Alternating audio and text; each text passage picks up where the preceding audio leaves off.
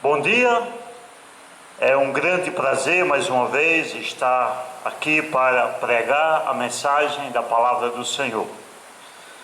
Hoje eu quero iniciar fazendo uma leitura do Evangelho de Lucas, capítulo 22, versos 31 ao 34, e depois eu lerei outros versículos deste mesmo capítulo. Lucas, capítulo 22, versos 31 ao 34.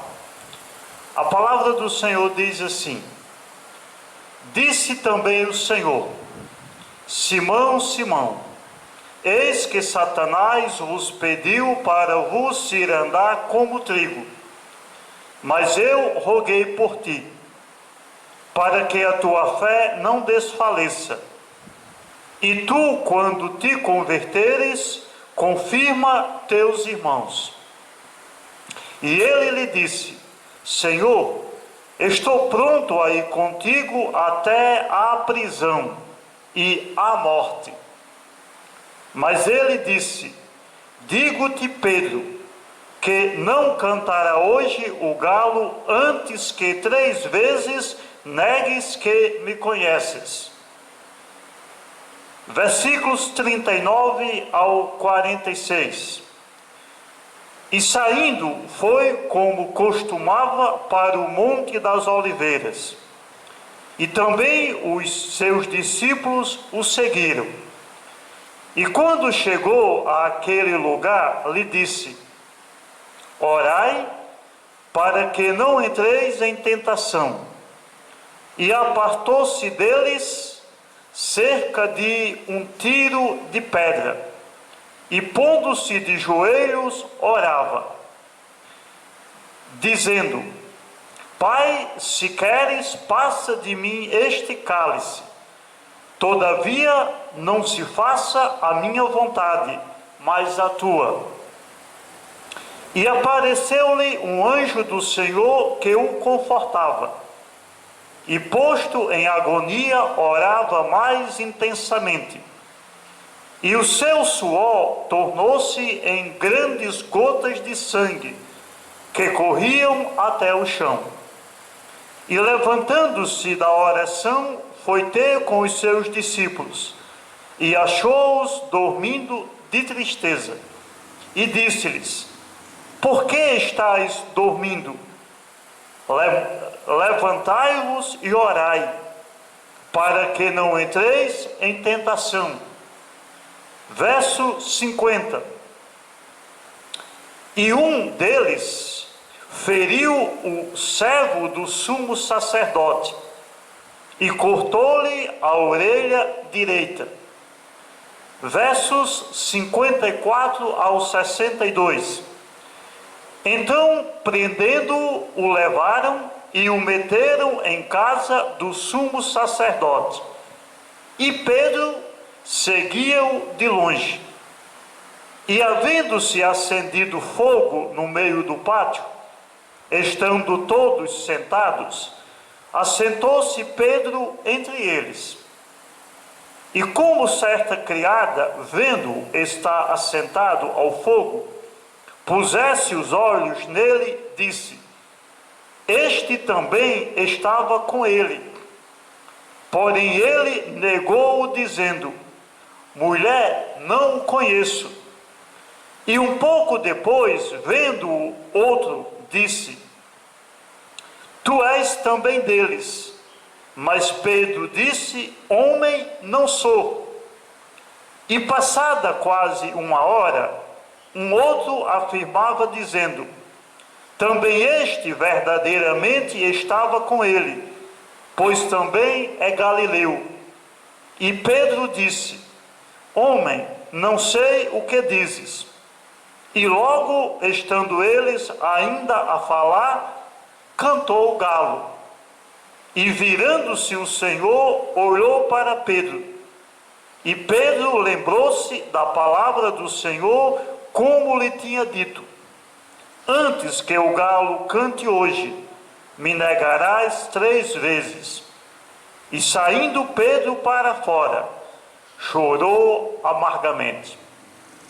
Pai de amor, eu te agradeço pela leitura da tua palavra, te agradeço por teus cuidados, por teu amor, por tua compaixão, por tua salvação, por tudo aquilo, ó Pai, que o Senhor nos dá e nos concede, mesmo sabendo que nós não merecemos.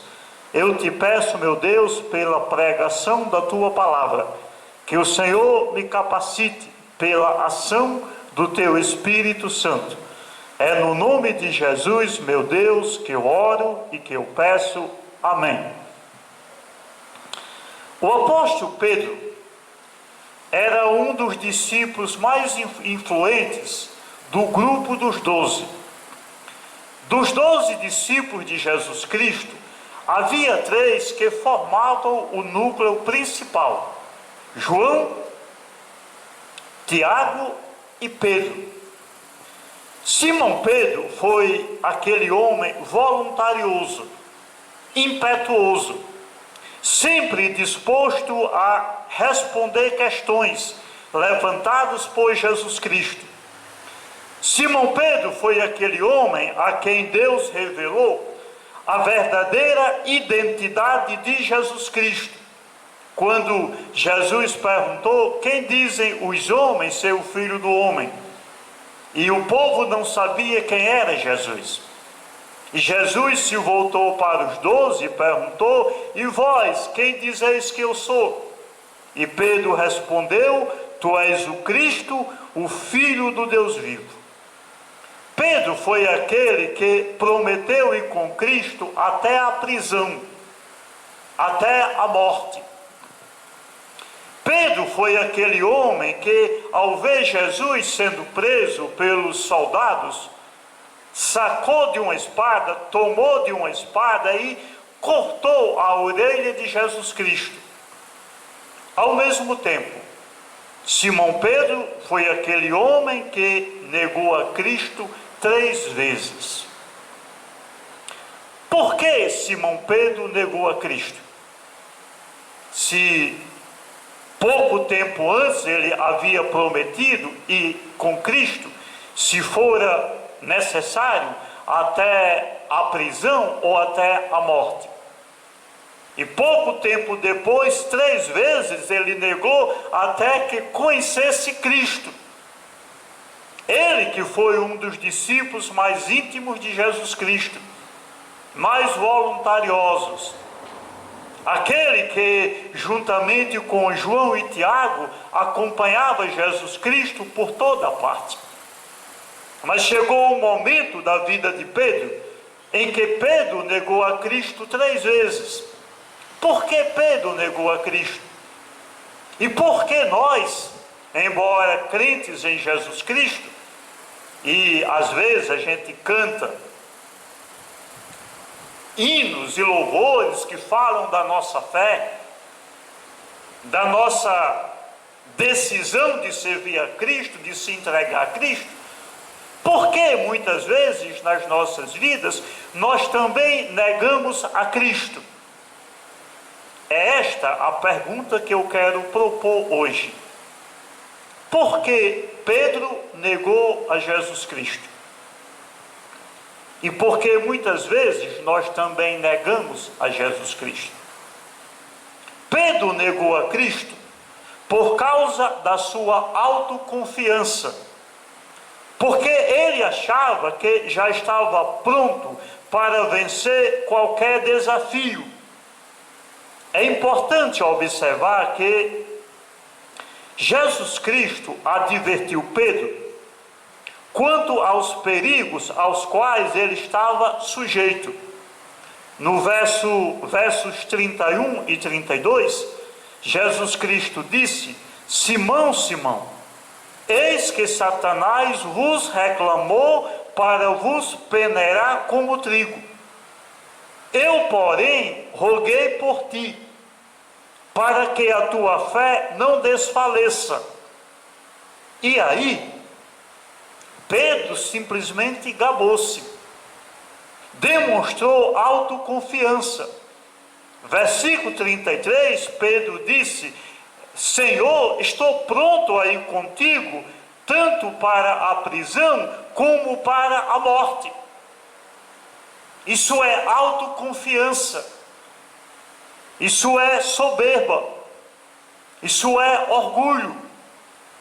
É como se Pedro dissesse: Senhor, eu sei tudo, eu posso tudo, eu sou experimentado em todas as experiências, eu já aprendi tudo, eu sou suficiente e capaz, eu tenho suficiente força.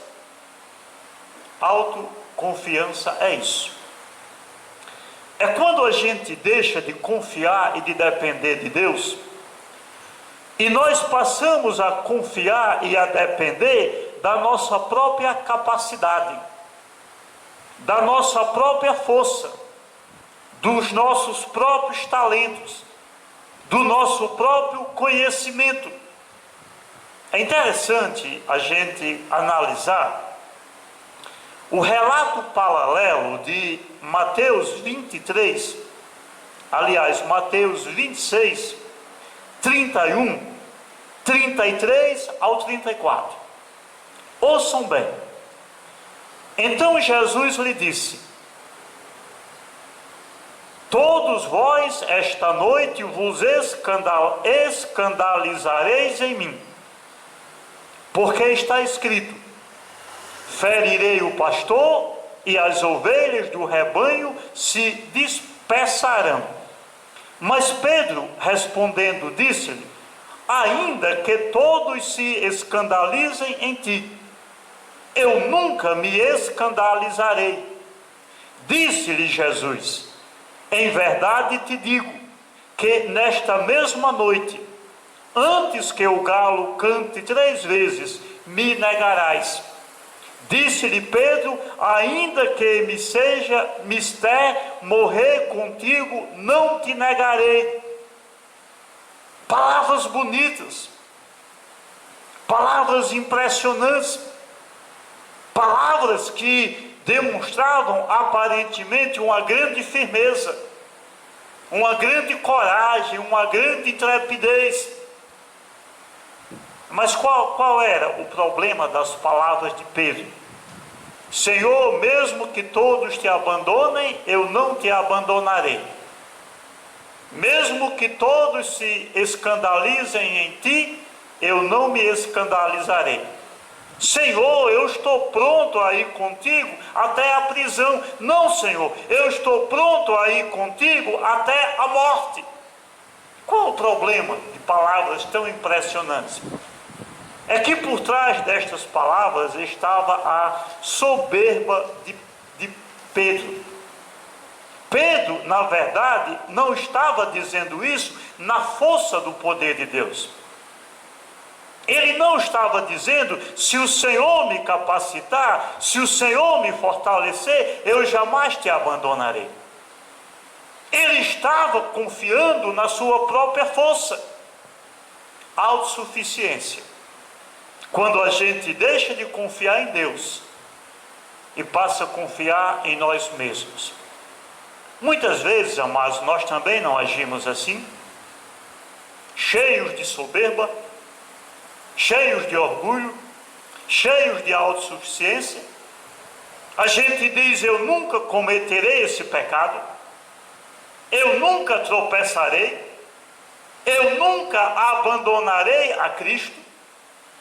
Outras vezes a gente diz assim: eu não preciso estar todos os dias no templo, eu já sei muito, eu já aprendi muito, eu já sei o que o pastor vai ensinar. Autossuficiência, orgulho, soberba. Na verdade, quando nós demonstramos autossuficiência, quando nós deixamos de depender de Deus e passamos a depender e a confiar em nós mesmos, nós já demos o primeiro passo para a queda. Salomão nos adverte assim, Provérbios 16 e 18: a soberba precede a ruína, e a altivez do espírito precede a queda. Quando nós demonstramos soberba, nós na verdade já demos o primeiro passo para a queda. A soberba precede a ruína. A altivez do espírito precede a queda. O apóstolo Paulo diz assim: aquele que pensa estar em pé, veja que não caia. Eu acho muito impressionante as palavras de Paulo. Aquele que pensa estar em pé, veja que não caia. Aquele que pensa que já sabe tudo, que pode tudo, que é capaz de tudo, que tem toda a força, que tem todo o talento, que tem toda a capacidade, aquele que pensa estar em pé, veja que não caia. Amados, a nossa força, a nossa dependência vem do Senhor. É a graça de Deus que nos sustém, é a graça de Deus que nos sustenta. Às vezes a gente se esquece que a graça de Deus é necessária no ato da salvação, mas também é necessária durante todos os dias da nossa vida. Jesus Cristo disse: eu sou a videira, vós os ramos. Quem permanece em mim e eu nele, esse dá muito fruto, porque sem mim nada podeis fazer. Ora, Jesus Cristo é a videira, nós somos os ramos. Quem é que sustenta quem? São os ramos que sustentam a videira? Não. É a videira que sustenta os ramos. Somos nós que nos garantimos? Não. Por isso Jesus Cristo diz: quem permanece em mim e eu nele, esse dá muito fruto, porque sem mim nada podeis fazer. Primeiro erro de Pedro foi esse. Primeira razão pela qual Pedro negou a Jesus Cristo: autossuficiência. Ele achava que era suficientemente capaz. Ele achava que podia se garantir. E ele garantiu-se em si mesmo, na sua empáfia, na sua soberba. E por isso ele negou a Jesus Cristo. É uma lição para nós. A palavra do Senhor diz: humilhai-vos perante a poderosa mão do Senhor, para que a seu tempo ele vos exalte. Segunda razão porque Pedro negou a Cristo: Pedro negligenciou a sua vida devocional. Ele dormiu quando deveria estar vigiando e orando. Jesus Cristo estava no momento que precedia a sua prisão, crucificação e morte. Então Jesus Cristo retirou-se para orar. Verso 39. E saindo foi como de costume para o Monte das Oliveiras, e os discípulos o acompanhavam. Então Jesus Cristo saiu com os seus discípulos, foi ao Monte das Oliveiras, ao jardim do Getsêmani orar. E Jesus ordenou aos discípulos que também orassem. Verso 40. Chegando ao lugar escolhido, Jesus lhe disse: orai, para que não entreis em tentação. E importante perceber que no relato de Lucas diz que Jesus Cristo foi orar, e estando em grande agonia, quando ele estava orando, apareceu um anjo e o confortou. Interessante esse relato de Lucas. Lucas 22, 41, 43. Ele, por sua vez, se afastou cerca de um tiro de pedra e de joelhos orava, dizendo: Pai, se queres, passa de mim este cálice, contudo, não se faça a minha vontade, e sim a tua. Então lhe apareceu um anjo do céu que o confortava. É uma grande lição para nós. Importante lembrar que Jesus é Deus, perfeito Deus e perfeito homem. Ele sabia da intensidade do sofrimento ao qual seria submetido. Sofrimentos psicológicos, físicos, espirituais, porque ele se fez pecado por nós. Então ele retirou-se e foi orar. E quando ele orava, a Bíblia diz, apareceu um anjo do céu e o confortava. É uma lição preciosa para nós. Em nossos momentos de aflição, de agonia, de tribulação, de medo, de provação, de tentação, orarmos ao Senhor, buscarmos ao Senhor, cuidarmos da nossa vida espiritual, da nossa vida devocional. Mas olha o que os discípulos foram fazer, ou estavam fazendo, verso 45. Levantando-se da oração, foi ter com os seus discípulos, e os achou dormindo de tristeza.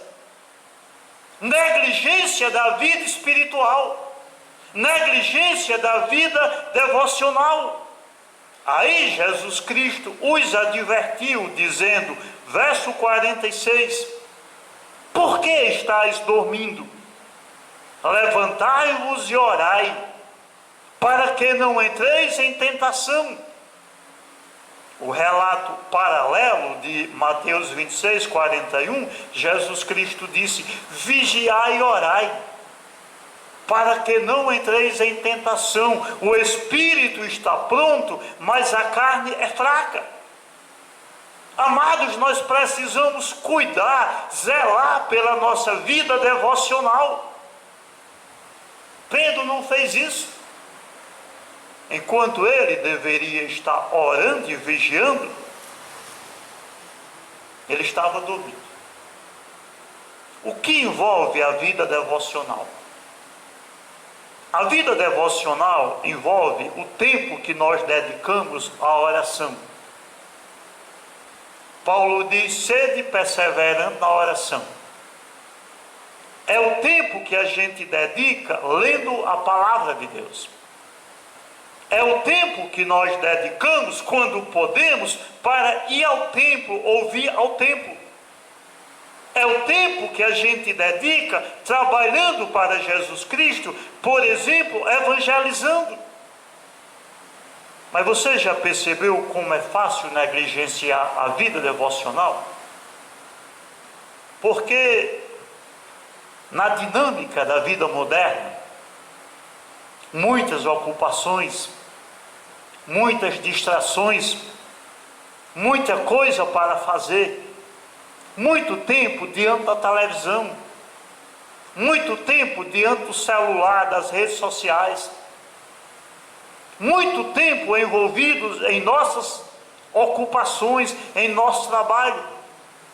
A gente acaba se distraindo e o tempo vai passando e a gente não cuida da vida espiritual, da vida devocional. A gente não ora, ou não ora como deveria.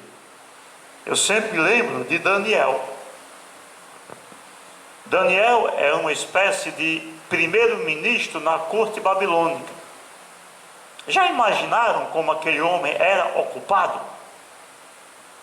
Como ele tinha atendimentos a fazer, questões a resolver?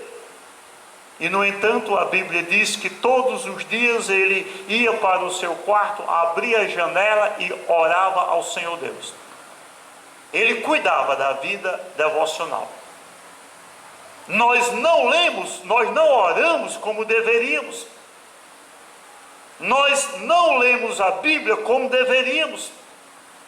Muitos crentes, mesmo antes da pandemia, iam para o templo uma vez por semana. Isso é preocupante, porque você vai ao templo uma vez por semana, digamos domingo à noite, se naquele dia houver um imprevisto e você não puder ir, Aí você passará 15 dias sem ir ao templo, sem receber a palavra, sem ter comunhão, sem receber o amor da igreja, a exortação da palavra, a comunhão com os irmãos. É tão fácil negligenciar a vida devocional, e Pedro fez isso.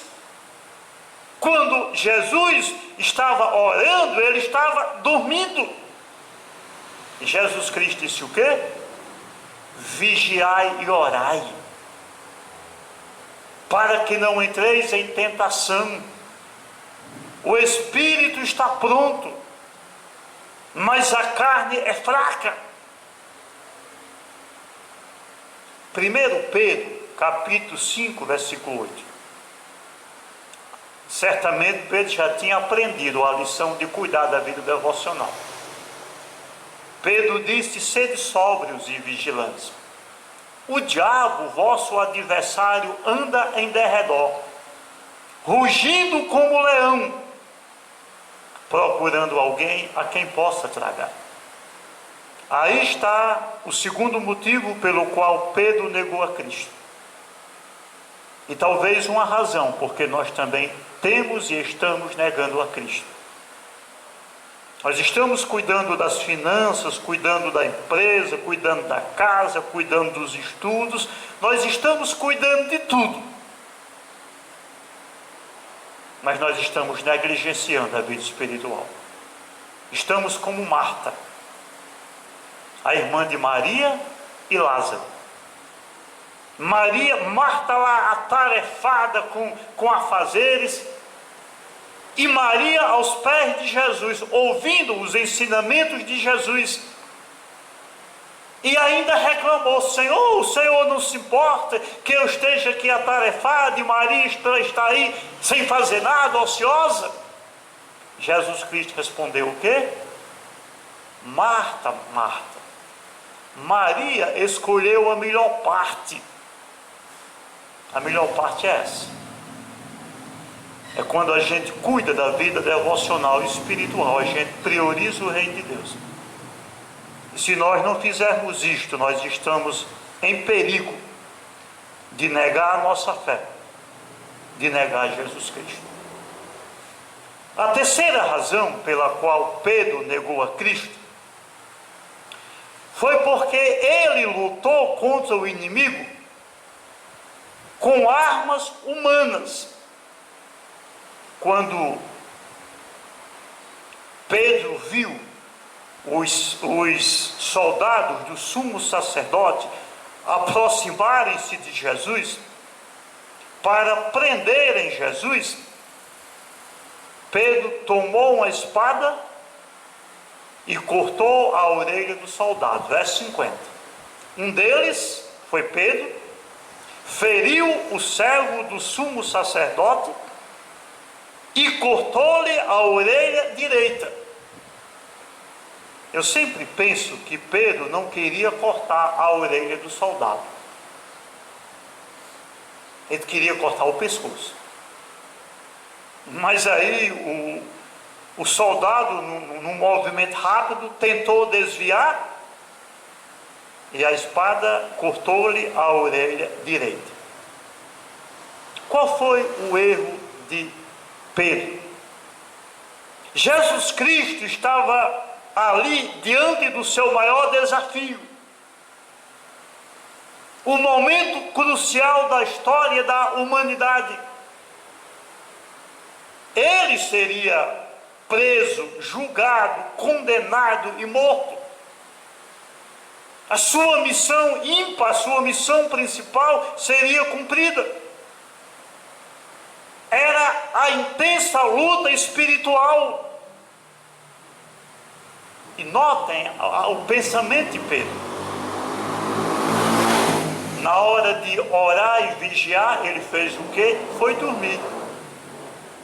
E quando ele, na sua inocência e ingenuidade, tentou defender Cristo, ele usou uma espada, uma arma humana.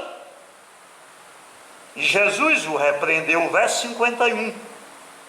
E respondendo Jesus, disse: deixai-os, basta. E tocando-lhe a orelha, o curou.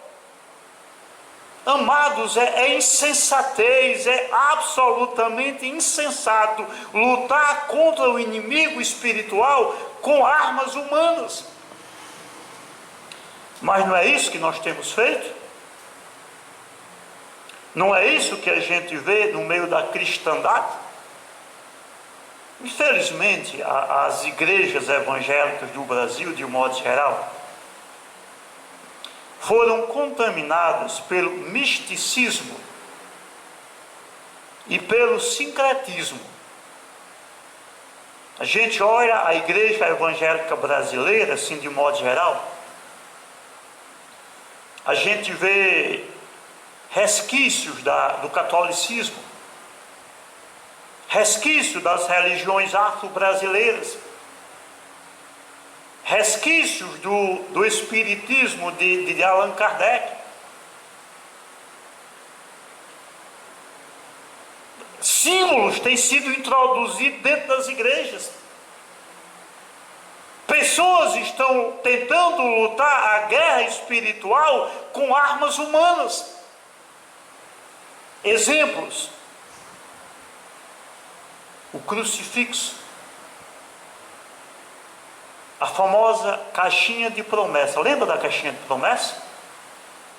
A pessoa vai fazer uma viagem, aí diz assim: eu quero saber se Deus vai me abençoar na viagem.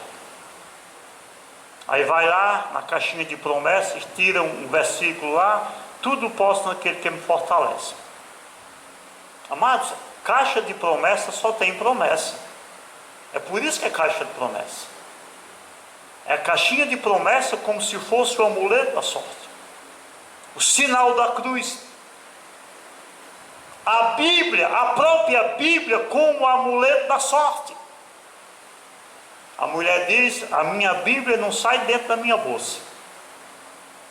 Nem a Bíblia, nem o celular, nem o batom. A sua Bíblia dentro da sua bolsa, como é que você vai ler? É para sair da bolsa e ir para o coração. O homem diz: a minha Bíblia não sai do meu carro. Mas não foi assim que o salmista ensinou.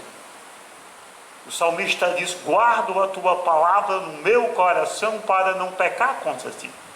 A Bíblia, o material, não tem poder. Não é amuleto de sorte, não é arma. A arma é a palavra, a arma é a mensagem. Mas também tem a água benta, o sal grosso, o sabonete da bênção, o óleo da unção. Estão tentando lutar a luta espiritual com armas humanas. Não parece a atitude de Pedro? Sacando de uma arma e tentando cortar a cabeça do soldado? Amados, nós estamos envolvidos em uma intensa e renhida batalha espiritual. Não é o dinheiro, não é a capacidade humana, não é o crucifixo, não é a caixa de promessa, não é o sinal da cruz, não é a Bíblia como amuleto, não é água benta, não é sal grosso, não é sabonete da unção, não é sabonete da bênção. Temos que empunhar armas espirituais. Paulo diz isso. Escute o que Paulo diz. 2 Coríntios capítulo 4, versos 2 Coríntios capítulo 10, versos 4 e 5. Paulo diz: porque as armas da nossa milícia não são carnais, e sim poderosas em Deus, para destruir fortalezas, anulando nós sofismas, e toda a altivez que se levanta contra o conhecimento de Deus, e levando cativo todo o pensamento à obediência de Cristo. Cada vez que eu leio essas palavras, eu me impressiono com palavras marcantes que Paulo fala aqui. Ele fala de milícia, destruir fortalezas, anular sofismas, altivez que se levanta contra o conhecimento de Deus. Aí ele diz o quê? As armas da nossa milícia não são carnais, são espirituais. É a oração, é a fé, é a palavra, é a vigilância, é a graça de Deus, é o poder de Deus. Por isso, o mesmo Paulo, escrevendo em Efésios capítulo 6, versos 10 a 13, disse: quanto ao mais, sede fortalecidos no Senhor e na força do seu poder, revestivos de toda a armadura de Deus, para poderdes ficar firmes contra as ciladas do diabo.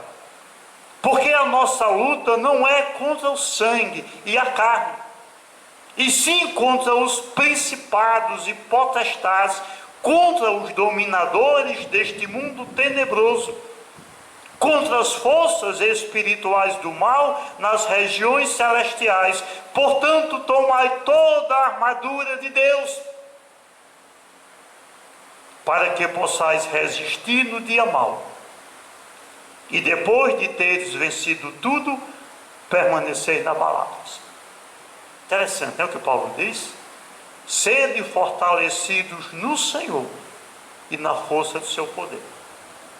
Quando a gente começa com essas invencionices, esses artifícios humanos, nós estamos deixando de depender de Deus. Estamos negando o Senhor, negando a nossa fé.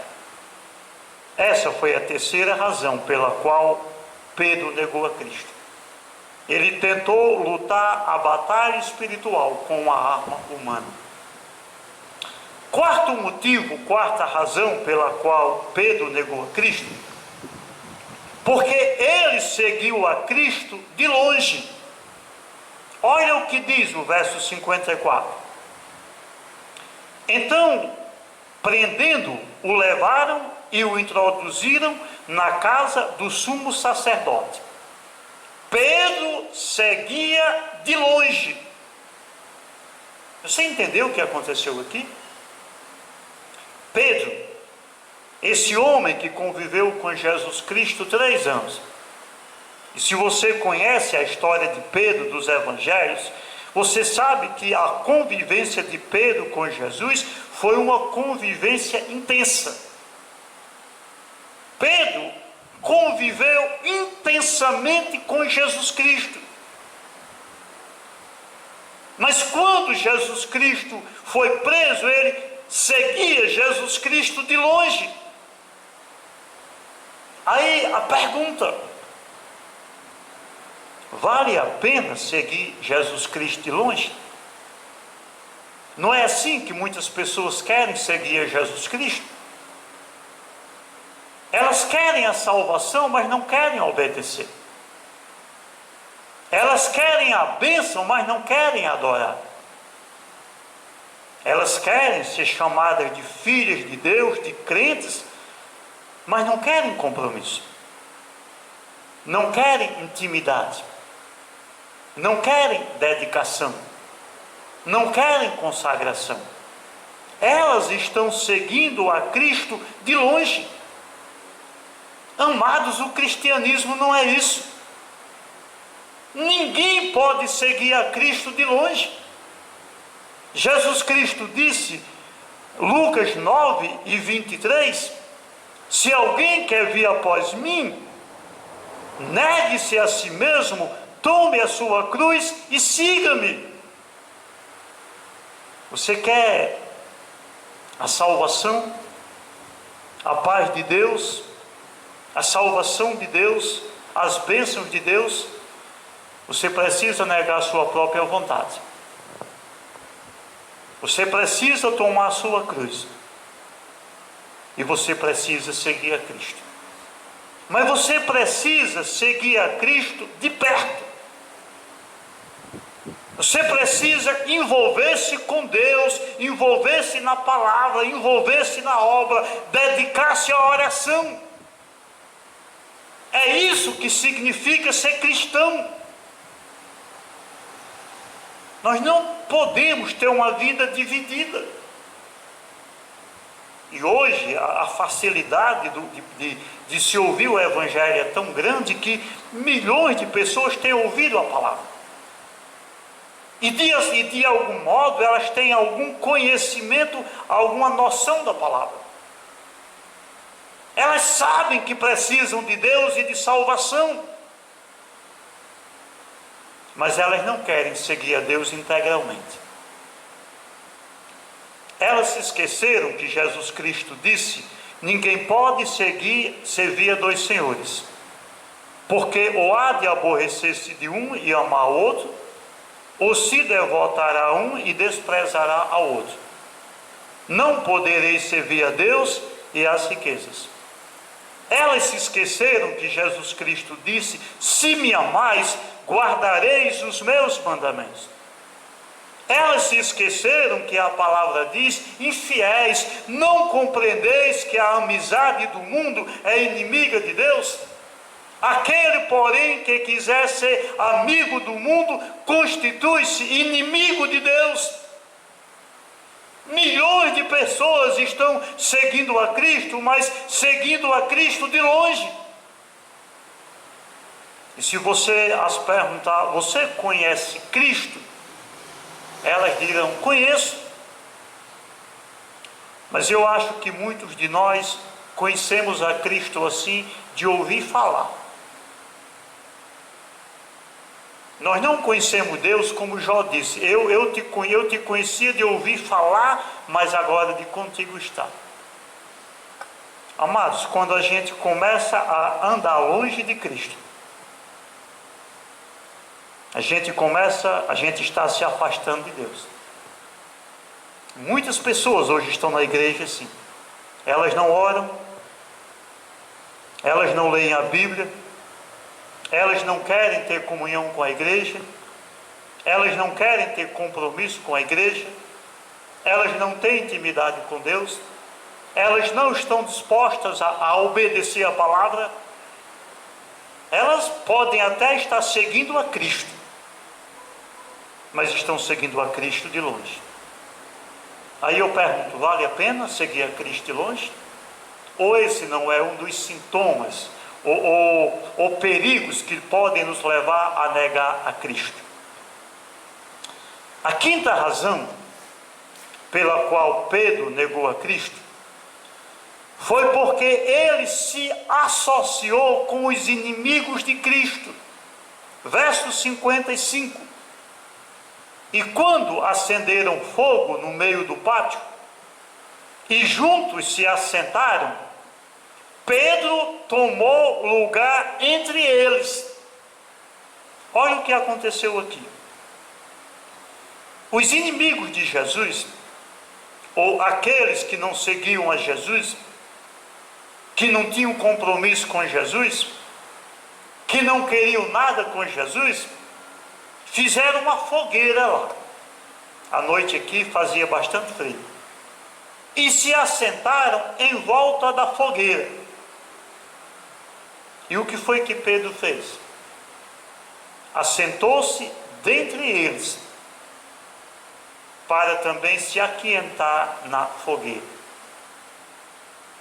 Na verdade, o problema de Pedro não é que ele estava com as mãos frias. Pedro estava com o coração frio, a alma gelada, a fé gélida. Não eram as mãos que ele precisava aquentar. Era a fé, era o coração, era a alma. E por isso ele se associou, ele se sentou no meio dos inimigos de Cristo. Ele esqueceu aqui a importante lição da santificação. O que é santificação? É que nós estamos no mundo, mas nós não somos do mundo. Mas quando a gente passa a agir como as pessoas do mundo, quando somos infiéis como as pessoas do mundo, muitas vezes nós começamos a falar da igreja, falar mal do pastor, falar mal dos crentes, pensar como o mundo, agir como o mundo. Ao invés de influenciar o mundo, se deixar influenciar pelo mundo. nós estamos nos associando com os inimigos de Cristo. E foi exatamente isso que Pedro fez. Imagine se chegasse uma pessoa ali, um estranho, e visse aquele grupo de pessoas no meio da fogueira, dentre eles Pedro. Quem diria que esse homem era discípulo? Quem diria que esse homem era crente? Quem diria que esse homem esteve com Jesus Cristo 3 anos e meio, conviveu intimamente com Jesus? Quem diria? E não é assim que acontece conosco?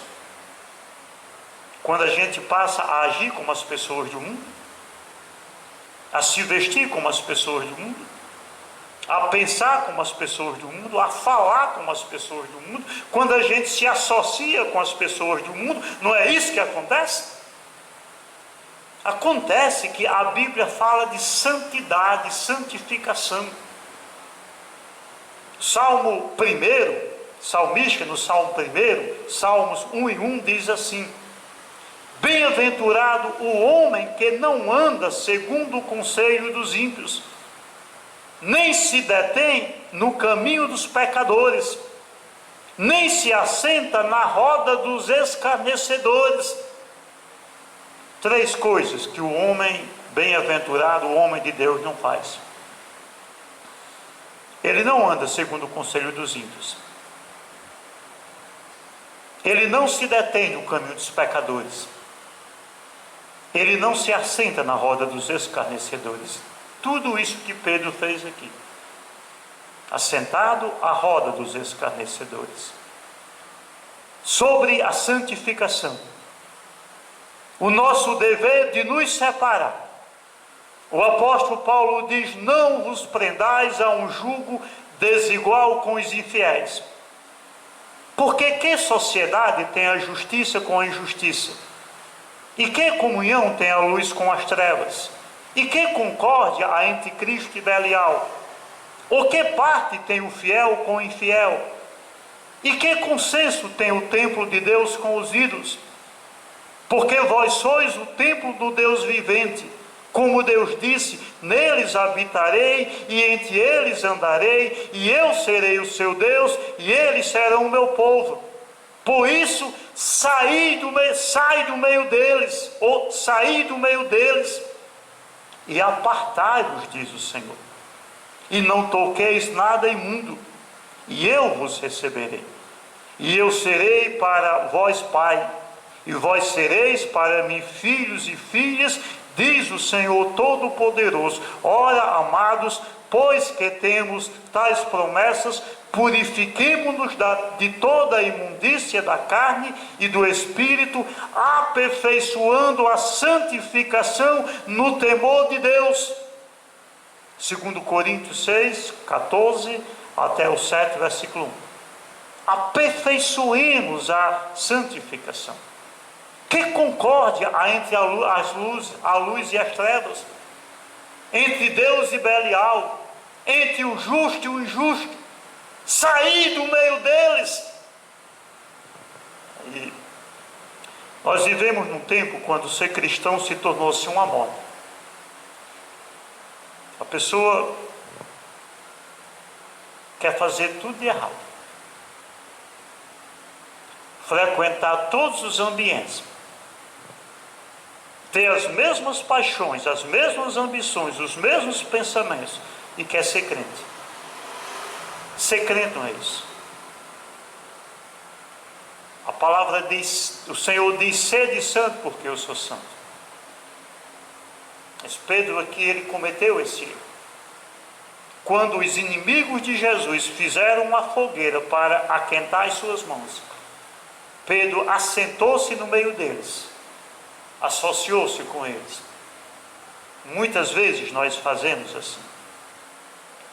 As consequências dessas atitudes de Pedro, essas 5 atitudes que eu demonstrei aqui de Pedro, quais foram as consequências dessas atitudes na vida de Pedro? Primeiramente, Pedro negou a Cristo 3 vezes.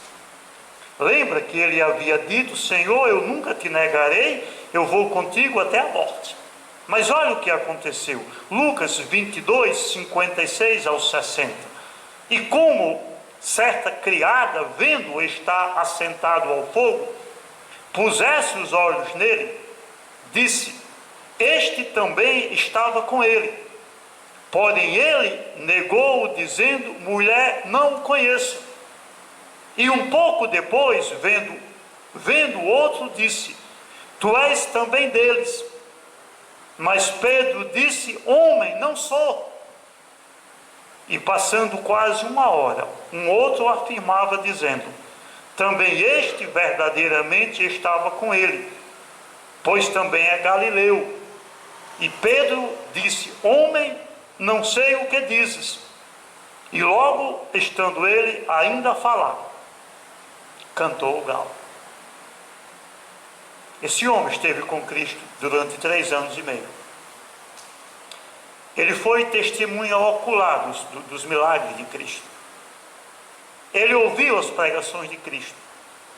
Ele jurou morrer por Cristo. Mas aqui 3 vezes ele negou a Cristo. Segunda consequência: Pedro foi confrontado pelo Senhor Jesus Cristo. Verso 61. Então, voltando-se o Senhor, fixou os olhos em Pedro, e Pedro se lembrou da palavra do Senhor, como lhe dissera: hoje 3 vezes me negarás, antes de cantar o galo. Interessante, ele negou a Cristo, e Cristo fixou os olhos nele. Aí se lembrou que Cristo havia dito: Pedro, antes que o galo cante, você vai me negar 3 vezes. O seu erro foi confrontado por Jesus. Terceira consequência: grande e intensa tristeza. Verso 62. Então Pedro, saindo dali, chorou amargamente. Grande e intensa tristeza, chorou amargamente. Porque nós não podemos negar a Deus. Nós não podemos negar a nossa fé. Agora, para ser sincero e honesto com Pedro, é necessário dizer que Pedro arrependeu-se do seu erro. Arrependeu-se da sua negação. Esse choro dele foi um choro sincero. Aliás, Pedro demonstra aqui 3 elementos do arrependimento. Porque o arrependimento tem 3 elementos. Um elemento mental é a razão, um elemento emocional, que é a tristeza, e o elemento volitivo, que é a vontade. Quando Cristo o encarou, o confrontou, ele se lembrou do que Jesus Cristo havia dito. Isso é o elemento mental, a razão. Quando o pecador admite o seu erro. Chorou amargamente. Paulo chama isso a tristeza segundo Deus. O elemento emocional. E o terceiro elemento, a vontade. Pedro nunca mais negou a Cristo. Pedro nunca mais demonstrou autossuficiência. Pedro nunca mais negligenciou a vida devocional. Pedro nunca mais tentou lutar usando armas humanas, armas materiais, armas físicas. Nós que conhecemos a Bíblia Sagrada, sabemos que este homem tornou-se o grande e destemido apóstolo Pedro. Quando lá em Atos 4 ele foi proibido de pregar a palavra, ele disse o quê? Antes importa obedecer a vocês ou a Deus. Porque nós não podemos deixar de falar do que temos visto e ouvido. Ele se arrependeu. Ele se tornou o apóstolo corajoso e destemido. Ele também se tornou o fiel pregador. Interessante, quando ele escreveu 1 Pedro 2:4, ele nos exorta a nos aproximarmos de Jesus. Ele que se afastou de Jesus no passado, ele nos exorta a nos aproximarmos de Jesus. Pedro também se tornou o abençoado escritor. Ele é o autor de 2 livros da Bíblia Sagrada. A primeira Epístola de Pedro e a segunda Epístola de Pedro. Finalmente, Pedro foi fiel a Cristo até a morte. A tradição diz que Pedro foi morto crucificado, de cabeça para baixo. Então aquele choro amargo foi sinal de arrependimento.